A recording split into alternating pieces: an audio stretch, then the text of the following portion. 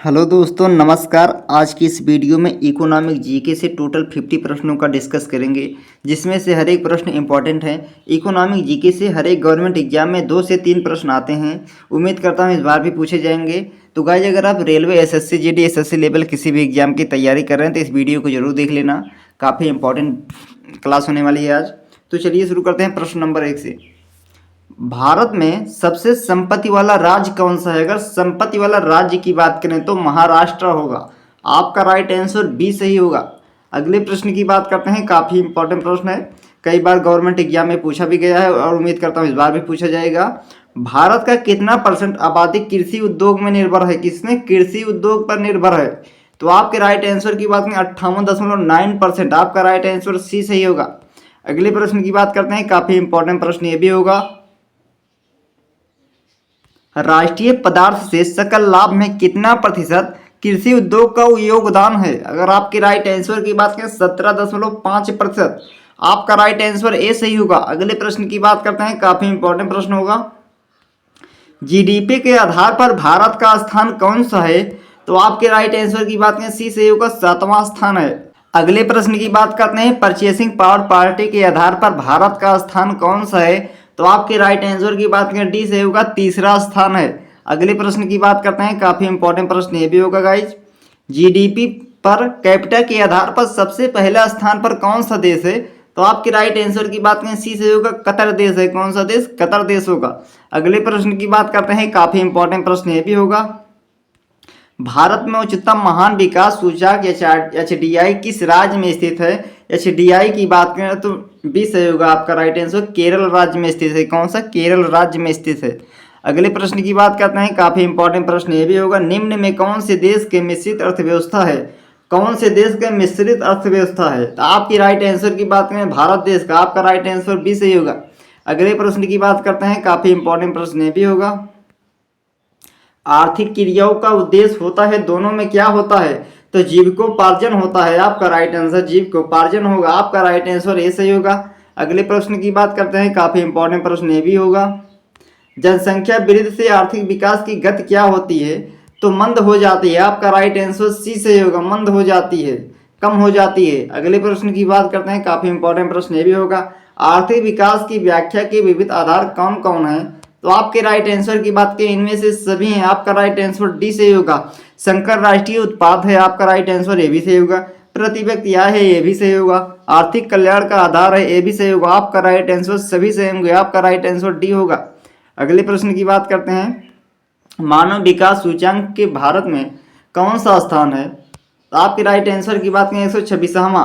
प्रश्न क्या है, ध्यान से समझते हैं। मानव विकास सूचकांक के भारत का क्या स्थान है? तो आपके राइट आंसर की बात करें 126वां। आपका राइट आंसर ऐसे ही होगा। अगले प्रश्न की बात करते हैं। काफी इंपॉर्टेंट प्रश्न ये भी होगा। पहला मानव विकास सूचकांक किस अर्थशास्त्री ने तैयार किया था? अगर आपके राइट आंसर की बात करें तो बी सही होगा, महबूब उल हक ने। किसने? महबूब उल हक ने। आपका राइट आंसर बी सही होगा। अगले प्रश्न की बात करते हैं। काफी इंपॉर्टेंट प्रश्न होगा। निम्नलिखित में प्राथमिक क्षेत्र किसे कहा जाता है? अगर प्राथमिक क्षेत्र की बात करें तो कृषि क्षेत्र को कहा जाता है प्राथमिक क्षेत्र। आपका राइट आंसर ए सही होगा। अगले प्रश्न की बात करते हैं। काफी इंपॉर्टेंट प्रश्न ये भी होगा।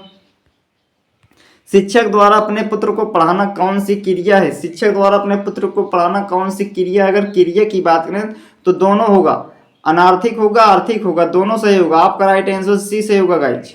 अगले प्रश्न की बात करते हैं। इनमें से कौन भारत सरकार का केंद्रीय बैंक है? अगर बैंक की बात करें reserve bank of India Bharat का केंद्रीय सरकार बैंक है। अगले प्रश्न की बात करते हैं। काफी इंपॉर्टेंट प्रश्न ये भी होगा। राष्ट्रीय विकास परिषद का अध्यक्ष कौन होता है? तो आपकी राइट आंसर की बात करें प्रधानमंत्री होता है। अगले प्रश्न की बात करते हैं। काफी इंपॉर्टेंट प्रश्न ये भी होगा। देखिएगा 18वां नंबर प्रश्न है। किस आधुनिक यंत्र के आगमन के बाद सूचना, शिक्षा एवं ज्ञान सर्वदुर्लभ हो गया है? तो आपकी राइट आंसर की बात करें सी से होगा, कंप्यूटर का। किसका? कंप्यूटर का हो गया है। अगले प्रश्न की बात करते हैं। काफी इंपॉर्टेंट प्रश्न होगा। व्यवसायिक बैंक का राष्ट्रीयकरण कब किया गया? तो व्यवसायिक अगर बैंक की बात करें तो 1969 में, 1969 में हुआ था। अगले प्रश्न की बात करते हैं। काफी इंपॉर्टेंट प्रश्न ये भी होगा गाइज। अंतर्राष्ट्रीय व्यापार संबंधी नियमों को निर्धारित करने वाली संस्थान कौन है? तो आपके राइट आंसर की बात करें विश्व बैंक है। आपका राइट आंसर ये सही होगा। अगले प्रश्न की बात करते हैं, काफी इंपॉर्टेंट प्रश्न ये भी होगा गाइज, भारत में योजना आयोग का गठन कब किया गया था? अगर योजना आयोग की बात करें तो 15 मार्च 1950 में, का 15 मार्च 1950 में किया गया था। अगले प्रश्न की बात करते हैं, काफी इंपॉर्टेंट प्रश्न है, बिहार के किस जिले का प्रति व्यक्ति आय सर्वाधिक है? तो आपके राइट आंसर की बात करें पटना, आपका राइट आंसर भी सही होगा।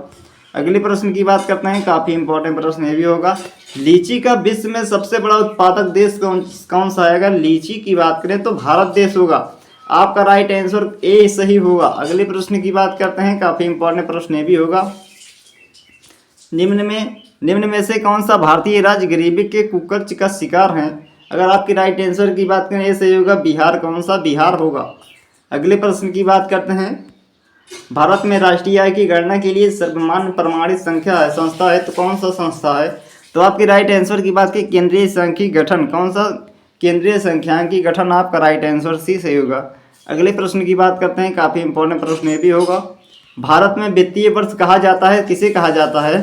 तो 1 अप्रैल से 31 मार्च तक कहा जाता है, आपका राइट आंसर ये सही होगा। अगले प्रश्न की बात करते हैं, काफी इंपॉर्टेंट प्रश्न ये भी होगा, प्रश्न नंबर 27 की अगर बात करें तो, तीसा की भयानक आर्थिक मंदी में उभारने के किसके सुझाव दिया गया था? तो आपके राइट आंसर की बात करें प्रोकेंस, कौन सा? प्रोकेंस। अगले प्रश्न की बात करते हैं, काफी इंपॉर्टेंट प्रश्न वो भी होगा, तीसा की भयानक आर्थिक मंदी की अवधि क्या थी?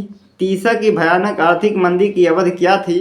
तो आपके राइट आंसर की बात करें 20 युग 1929 या 33 तक थी, कितने? 1929 से 1933 तक थी। अगले प्रश्न की बात करते हैं, काफी इंपॉर्टेंट प्रश्न ये भी होगा, उत्पादक एवं आय गणना विधि आर्थिक दृष्टिकोण से है, तो किसके है? तो प्रयुक्त तीनों से, कौन से? प्रयुक्त तीनों से है। तो पहला देखते हैं, सहज होगा, दूसरा वैज्ञानिक होगा, तीसरा व्यवहारिक होगा, आपका राइट आंसर डी से होगा, प्रयुक्त तीनों से है।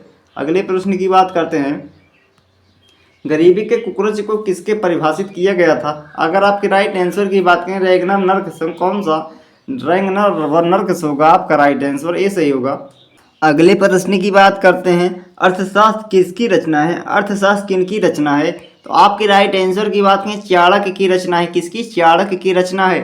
अगले प्रश्न की बात करते हैं, काफी इंपॉर्टेंट प्रश्न ये भी होगा, राष्ट्रीय आय समिति का गठन किस वर्ष हुआ था? तो आपकी राइट आंसर की बात करें 1949, मतलब 1949 में हुआ था, आपका राइट आंसर भी सही होगा। अगले प्रश्न की बात करते हैं, काफी इंपॉर्टेंट प्रश्न ये भी होगा, हमारे देश में किस मुद्रा को वैधानिक मान्यता प्राप्त है? किस मुद्रा को वैधानिक मान्यता प्राप्त है? तो आपके राइट आंसर की बात करें पत्र मुद्रा को, आपका राइट आंसर सी सही होगा। अगले प्रश्न की बात करते हैं, काफी इंपॉर्टेंट प्रश्न ये भी होगा, निम्नांकित में कौन विधि ग्राह मुद्रा है? तो निम्नांकित में कौन विधि ग्राह मुद्रा है? तो आपके राइट आंसर की बात करें 10 रुपये का नोट, कौन सा? 10 रुपये का नोट होगा।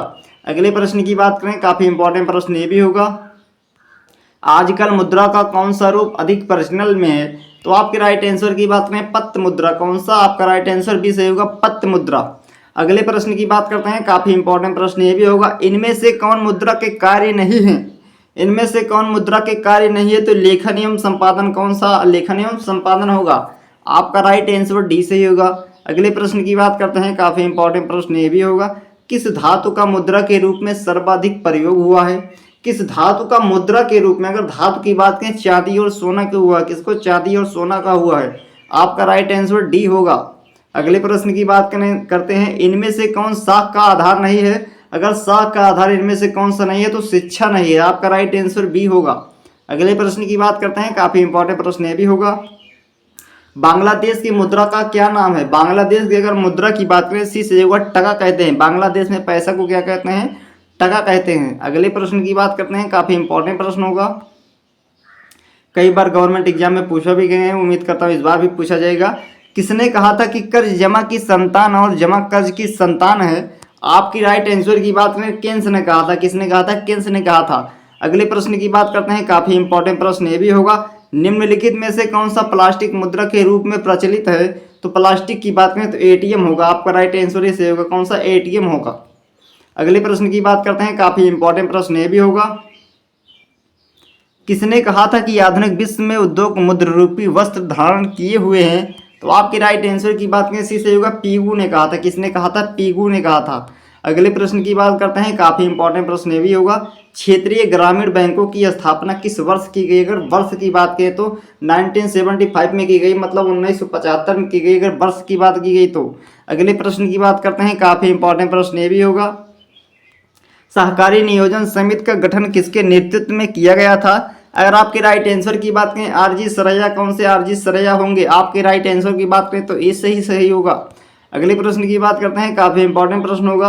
भारत की वित्तीय राजधानी किस शहर को कहा जाता है? अगर वित्तीय राजधानी की बात करें तो मुंबई शहर को कहा जाता है। आपका राइट आंसर ये सही होगा, काफी इंपॉर्टेंट प्रश्न है। अगले प्रश्न की बात करते हैं, गैर संस्थागत वित्त प्रदान करने वाले लोकप्रिय संस्थान कौन सा है? तो आपकी राइट आंसर की बात करें भी सही होगा, महाजन कौन सा होगा? महाजन होगा। अगले प्रश्न की बात करते हैं, काफी इंपॉर्टेंट प्रश्न ये भी होगा। भारत में सहकारिता आंदोलन का आरंभ कब हुआ था? प्रारंभ कब हुआ था? प्रारंभ की अगर बात करें तो 1904 में हुआ था, मतलब 1904 ईस्वी में हुआ था। अगले प्रश्न की बात करते हैं, काफी इंपॉर्टेंट प्रश्न होगा। इनमें से कौन एशिया का सबसे पुराना शेयर बाजार है? अगर एशिया का सबसे पुराना शेयर बाजार की बात करें तो मुंबई होगा। आपका राइट आंसर सी सही होगा। अगले प्रश्न की बात करते हैं, काफी इंपॉर्टेंट प्रश्न ये भी होगा। आर्थिक विकास का तीसरा क्षेत्र क्या है? अगर आर्थिक विकास की बात करें तीसरा क्षेत्र सेवा क्षेत्र है। आपका राइट आंसर ये सही होगा, सेवा क्षेत्र। अगले प्रश्न की बात करते हैं, आखिरी प्रश्न होगा, काफी इंपॉर्टेंट प्रश्न ये भी है। राष्ट्रीय ग्रामीण रोजगार गारंटी योजना किस महापुरुष के नाम पर है? अगर महापुरुष के नाम की बात करें तो महात्मा गांधी की है। आपका राइट आंसर बी सही होगा। कौन सा? आपका राइट आंसर बी सही होगा।